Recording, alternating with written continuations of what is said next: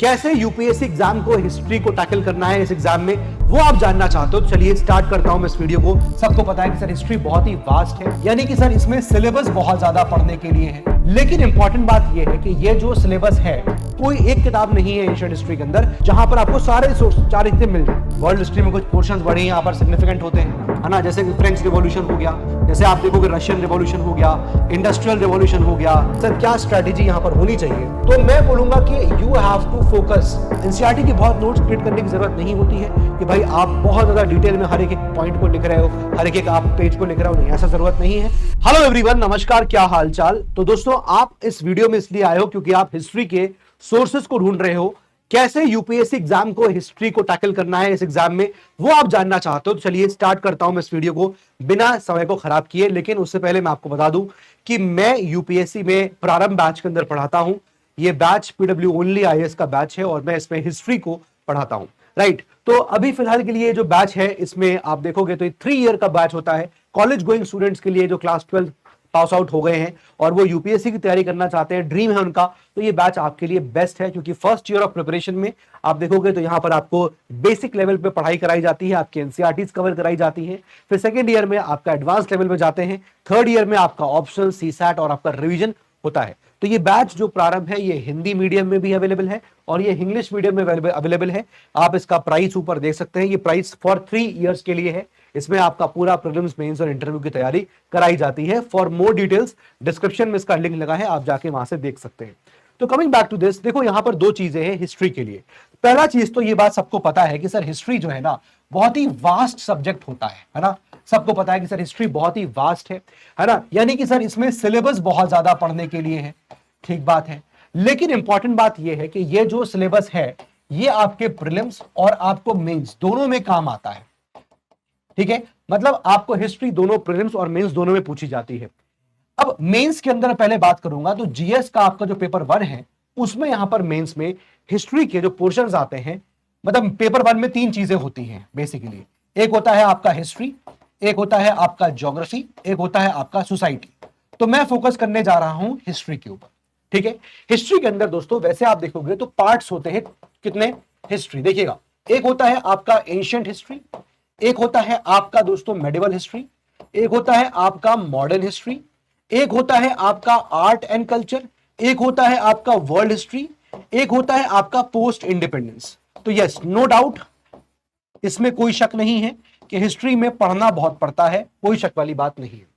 लेकिन अब बात यह आती है सर इसे टैकल कैसे किया जाए। देखो पहले समझो कि ये जो आपका पोस्ट इंडिपेंडेंस का पोर्शन है, ये जो आपका वर्ल्ड हिस्ट्री का पोर्शन है, ये दोनों पोर्शन प्रीलिम्स में नहीं आते हैं।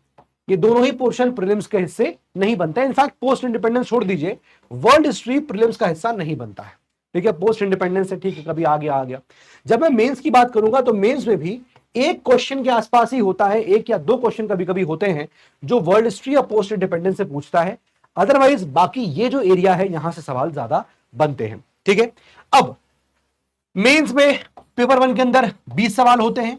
जनरली डिवीजन ये होता है कि 7 हिस्ट्री से हो गए, 7 ज्योग्राफी से हो गए, तो 6 सोसाइटी से हो गए जनरली। तो ये डिवीजन ऐसे ही होता है, कहीं 6 होंगे तो 7 होंगे तो 7 होंगे, कभी 6 कभी 7 ऐसे भी हो सकता है। जनरली ऐसे सवाल आपको आते हैं।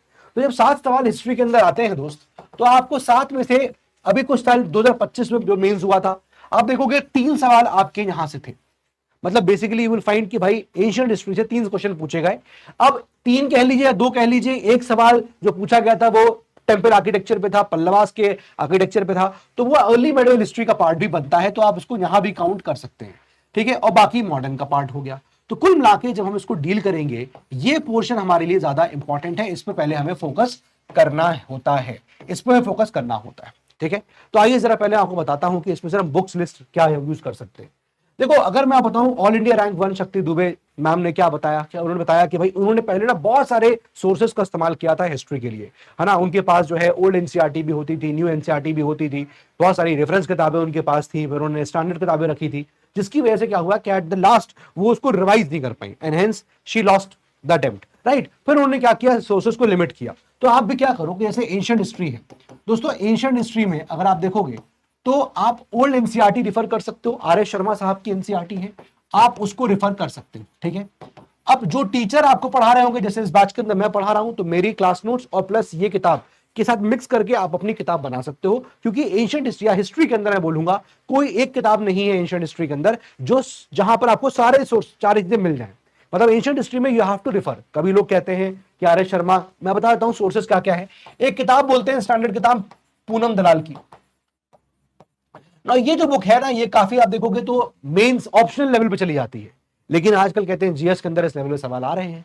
पर बात वही है कि हमें रुकना कहाँ है, कितना पढ़ना है, उसकी कोई सीमा नहीं होती है, बट हमें कितना कहां पर रुकना है वो इंपॉर्टेंट है, कितना पढ़ना है एक सब्जेक्ट के लिए, क्योंकि ऐसे तो अनलिमिटेड इंफॉर्मेशन है, तो हमें कहां रुकना है ये बहुत इंपॉर्टेंट है। क्योंकि कोई सवाल बहुत टफ आ गया, अब वो हम इतना पढ़ के चले जाएं उस एक सवाल के लिए, वो मेक्स नो सेंस। ये कॉम्पिटिटिव एग्जाम है ना, हमें सभी सवालों पे बराबर से नंबर मिलने हैं। तो यहां पर आपके पास एंशिएंट हिस्ट्री के लिए आर एस शर्मा साहब की एनसीईआरटी है, पूनम दलाल ये एंशिएंट और मेडिवल इंडिया पे आती है, तो किताब भी आप रेफर कर सकते हो, बट ये काफी हाई लेवल हो जाती है।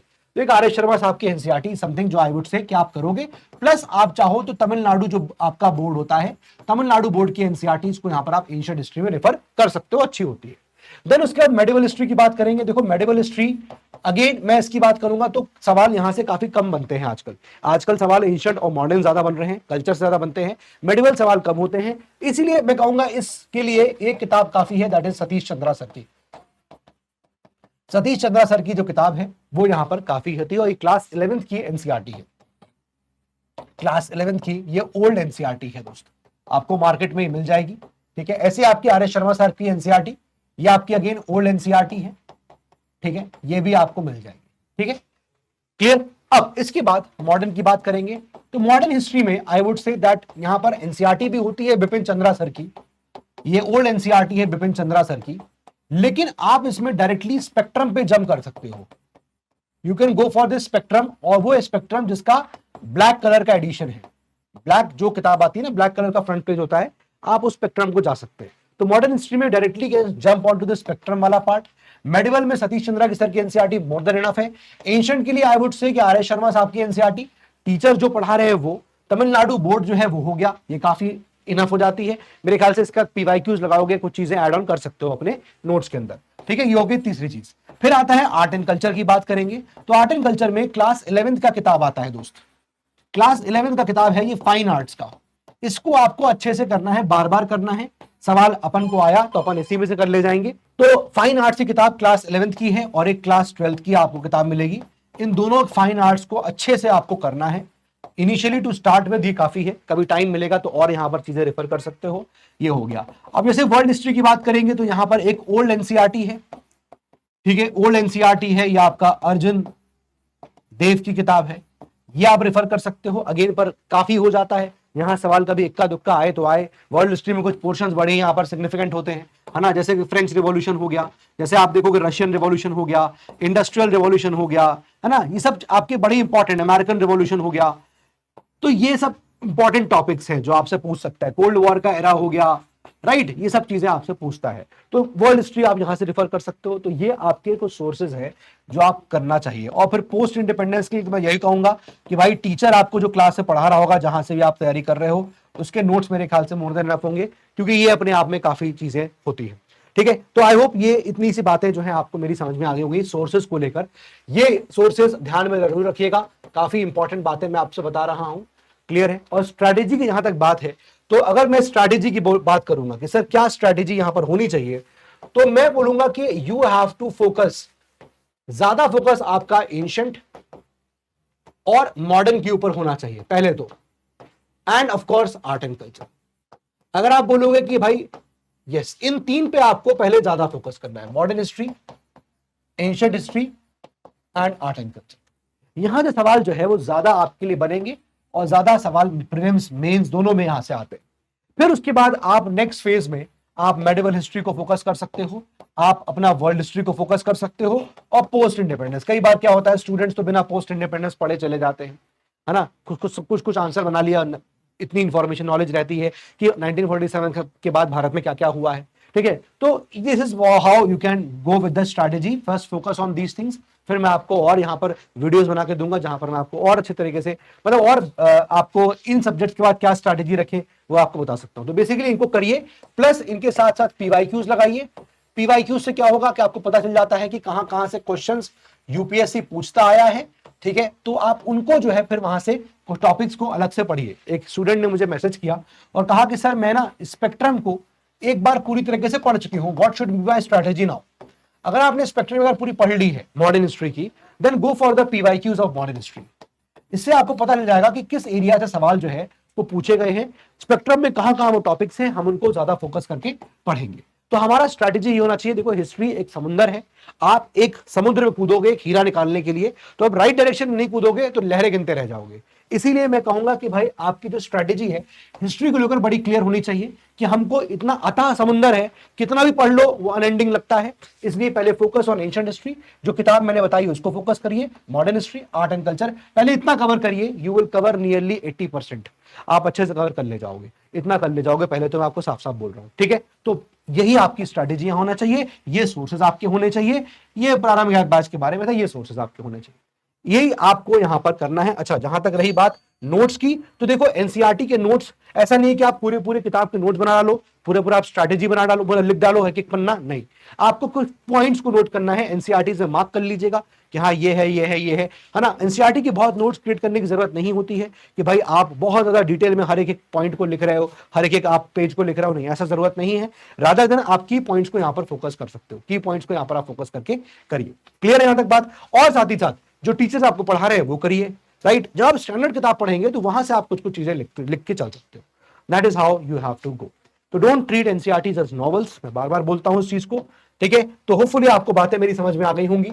ये इतना ही छोटा सा वीडियो था आप लोगों के लिए। थैंक यू सो मच, मिलते हैं अपने अगले वीडियो में। जय हिंद एंड जय भारत एवरीवन।